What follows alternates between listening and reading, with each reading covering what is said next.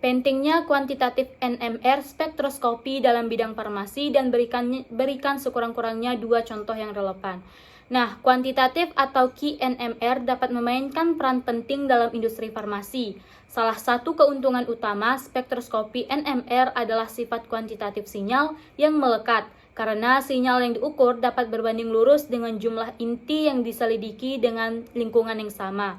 Sinyal-sinyal ini dapat diperoleh untuk inti yang paling relevan dengan industri farmasi, seperti 1H, 13C, 19F, dan 31P. Meskipun perolehan sinyal NMR 19F dan 31P menghasilkan analisis spesifisitas yang tinggi, sinyal 1H adalah yang paling relevan digunakan, karena dalam spektroskopi Key NMR, karena kehadirannya di sebagian besar obat, waktu relaksasi yang singkat dan sensitivitas yang lebih tinggi jika dibandingkan dengan inti lainnya.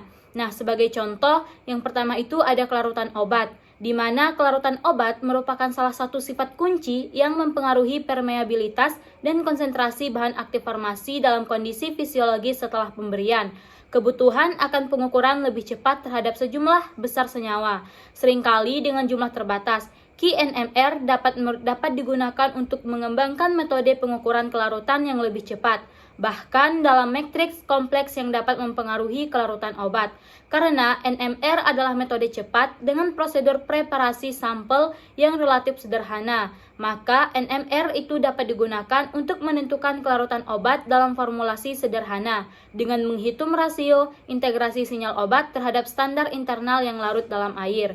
Nah, selanjutnya yang kedua itu ada konstanta disosiasi asam basa atau pKa, di mana suatu obat juga merupakan parameter fisikokimia yang mempengaruhi banyak karakteristik biofisiknya, termasuk kelarutan, lipofilisitas, pengikatan protein, dan melintasi penghalang biologis.